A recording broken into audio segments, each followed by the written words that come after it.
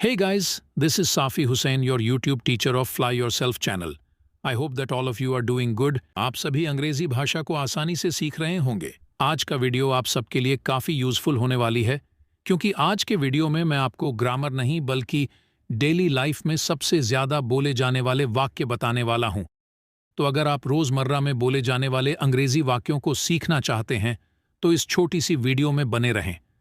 मैं आपको विश्वास दिलाता हूं कि आप जरा सा भी बोर नहीं होंगे और आपको काफी मजा आने वाला है इस वीडियो को देखते हुए। तो चलिए शुरू करते हैं आज के वीडियो को। दोस्तों, अक्सर हम में से बहुत सारे लोग सोचते हैं कि एक साथ बड़े बड़े और बिना किसी रुकावट के अंग्रेजी में वाक्य बोलने लगे, लेकिन सच कहूं तो आप खुद ही बताएं कि क्या ये संभव है कि बिना किसी तैयारी के आप कोई भी काम को ठीक से कर सकते हैं? तो मुझे आशा है कि आपका उत्तर होगा नहीं, क्योंकि अगर आपको कोई काम सही ढंग से करना है तो पहले उसकी आपको अच्छे से प्रैक्टिस करनी पड़ेगी। इसके बाद कहीं जाकर आप उसे सही से कर सकेंगे।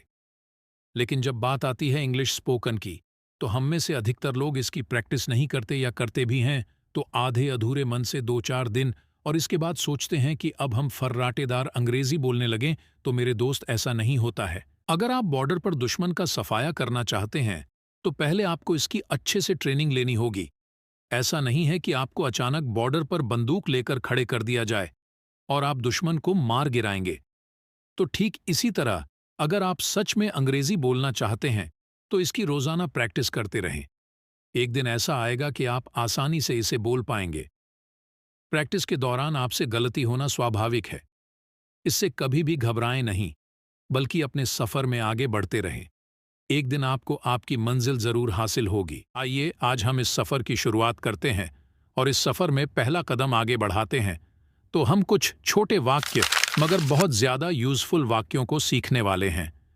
इस वीडियो में बहुत ही बेसिक वाक्यों को जगह दी गई है, तो जो लोग बेसिक ना पसंद करते हों वो वीडियो को स्किप कर सकते हैं।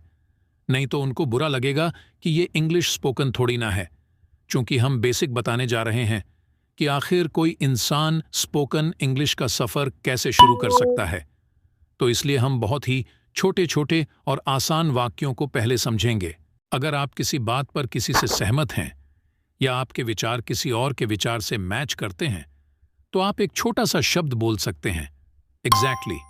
आइए इसे और डिटेल के साथ एग्जाम्पल से समझते हैं। मान लेते हैं कि चुनाव की बात चल रही है और आपको लगता है कि लोगों के बीच ईवीएम मशीन को लेकर संदेह है, और आप चाहते हैं कि सरकार को लोगों का संदेह दूर करना चाहिए। और ऐसे में अगर कोई इंसान आपकी साइड लेकर कोई बात कहता है, जैसे किसी इंसान ने बोला कि सरकार अगर चोर नहीं है, अगर उसे लगता है कि वो इलेक्शन जीत रही है, तो एक बार बैलेट पेपर से इलेक्शन करने में क्या जाता है। तो चूंकि उसकी बात आपकी बात से मैच हो रही है, तो ऐसे में आप बोल सकते हैं, एग्जैक्टली। एक और एग्जाम्पल लेते हैं।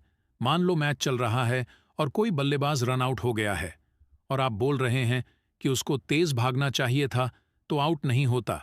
और ऐसे में कोई बंदा बोलता है कि अगर आपने रन लेने का मन बना लिया है तो फिर रुके नहीं, बल्कि पूरी जान लगाकर भागें। तो आपकी बात से उसकी बात मेल खा रही है, तो ऐसे में आप बोल सकते हैं, एग्जैक्टली। तो मुझे उम्मीद है कि आपको इसका यूज करना आ गया होगा। अब हम ऐसे ही एक और वर्ड है जो कि बहुत बोला जाता है, उसके बारे में भी थोड़ा जानते और समझते हैं, और वह वर्ड है एक्चुअली। इस वर्ड का आप वैसे तो बहुत जगह पर इस्तेमाल कर सकते हैं, लेकिन उनमें से एक ये भी है कि आप इसका अभी बताए गए एग्जाम्पल के ऑपोजिट में भी कर सकते हैं। यानी जब आपकी और किसी और की बात मैच करे, तब आप इसका उपयोग कर सकते हैं।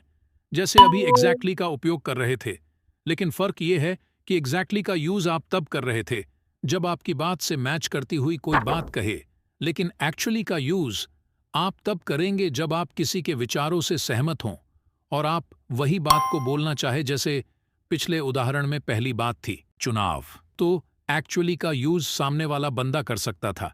या मैच वाली बात में आपने अगर बोला कि उसे तेज रन लेना चाहिए था तो आउट नहीं होता, तो जो दूसरा बंदा था वह एक्चुअली बोलकर अपनी बात कह सकता था कि एक्चुअली रन लेने का मन अगर बना ही लिया है तो पूरी जान लगाकर भागना चाहिए था। यानी एग्जैक्टली का उपयोग अगर बंदा ए कर रहा है तो एक्चुअली का उपयोग बंदा बी कर सकता है। अगर सरल शब्दों में कहा जाए तो अगर आपने कोई बात कही और दूसरा बंदा आपकी बात से सहमत है और वैसा ही कुछ बोलने वाला है, तो वो अपनी बात एक्चुअली से शुरू करेगा, जबकि उसकी बात खत्म होने के बाद, क्योंकि उसकी और आपकी बात मैच हुई थी, तो अब आप एग्जैक्टली का उपयोग कर सकते हैं। अगला शब्द है गॉट इट। अक्सर लोग इसका भी बहुत यूज करते हैं। इसका आप मैनली दो तरह से यूज करना सीखेंगे, एक पॉजिटिव और एक क्वेश्चनिंग टाइप। जी हाँ दोस्तों, आप गॉट इट का उपयोग सकारात्मक और प्रश्न करने के लिए भी कर सकते हैं। अब बहुत सारे लोगों के मन में आया होगा कि भाई, एक ही शब्द को सकारात्मक और प्रश्नवाचक रूप में कैसे उपयोग कर सकते हैं। दोस्तों, ये है स्पोकन इंग्लिश। इसमें ग्रामर से ज्यादा महत्व तौर तरीकों को दिया जाता है। खैर, चलो हम इसको एग्जाम्पल से समझते हैं कि इसका उपयोग कैसे करेंगे। सबसे पहले हम इसका पॉजिटिव वाला हिस्सा सीखते हैं। तो अगर आपको कोई इंसान कोई बात कहे और आपको वह बात समझ आ गई है, तो आप बोल सकते हैं गॉट इट, यानी सामने वाला जो कहना चाह रहा था, आपने वो बात समझ ली है। जैसे अगर आप कहीं पर इंटरव्यू देने जाने वाले हैं, तो अगर आपको इंटरव्यूअर बोलता है कि आपको 9 घंटे की नौकरी करनी होगी और सिर्फ 30 मिनट का लंच मिलेगा, साथ ही आपको फॉर्मल कपड़े का इस्तेमाल करना है, तो जब वो अपनी बात कह देगा, तो अगर आपका कुछ सवाल नहीं है, आपको उसकी बात मंजूर है, तो आप गॉट इट का इस्तेमाल करें ये बताने के लिए कि जो उसने कहा आपने समझ लिया है। एक दूसरा उदाहरण लेते हैं। मान लो कल आपको क्रिकेट मैच देखने जाना है और आपसे अगर कोई बोलता है कि मैदान में 2 घंटे पहले जाना है, तो अगर आपका कोई सवाल नहीं है तो आप गॉट इट बोलेंगे। अब हम इसका सवाल पूछने वाला हिस्सा देखते हैं कि एक ही शब्द को हम सवाल करने के लिए कैसे इस्तेमाल कर सकते हैं। अगर हम पीछे वाला उदाहरण ले, तो अगर मान लेते हैं इंटरव्यू आप ले रहे थे, तो आपने जो नौकरी की शर्त रखी है, अगर आपको क्रॉस वेरीफाई करना है कि सामने वाले को आपकी बात समझ आ गई या नहीं, तो आप इसका यानी गॉट इट का इस्तेमाल करके सवाल कर सकते हैं। यहां पर आपको ये समझने की जरूरत है कि जब आप गॉट इट का यूज क्वेश्चन फॉर्म में करते हैं, तो इसका मतलब होता है कि समझ गए ना, और जब आप इसका सकारात्मक फॉर्म इस्तेमाल करेंगे, तो गॉट इट का मतलब होगा कि अच्छा, मैं समझ गया। ऐसा ही दूसरा उदाहरण था मैच देखने के लिए। अगर आप किसी को बता रहे हैं कि 2 घंटे पहले मैदान पर पहुंच जाना, तो आप उससे गॉट इट बोलकर सवाल करें कि समझ गए ना। तो आज हमने इस वीडियो में 3 शब्दों को सीखा है एग्जैक्टली जिसका यहां पर अर्थ है वही तो। दूसरा शब्द था एक्चुअली, जिसका यहां पर बताए गए यूज में अर्थ है असल में या दरअसल।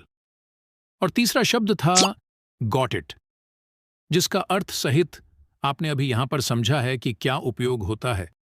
तो आई होप कि इन शब्दों को आपने बखूबी सीख लिया है और अगली बार बताई गई स्थिति आने पर आप इन शब्दों का प्रयोग कर पाएंगे और स्पोकन इंग्लिश के सफर में पहला कदम आगे बढ़ा पाएंगे। तो चलिए इस वीडियो को अब यहीं पर खत्म करते हैं। आप ऐसी ही और वीडियो को देखने के लिए हमारे चैनल फ्लाई योरसेल्फ की प्लेलिस्ट में जा सकते हैं और ऐसी ही मजेदार यूजफुल वीडियो आपसे मिस न हो, उसके लिए अभी चैनल को सब्सक्राइब करें। चलो फिर मिलेंगे किसी और ऐसी ही शानदार वीडियो के साथ। तब तक देखते रहें और सीखते रहें, क्योंकि पढ़ेगा इंडिया तभी तो बढ़ेगा इंडिया।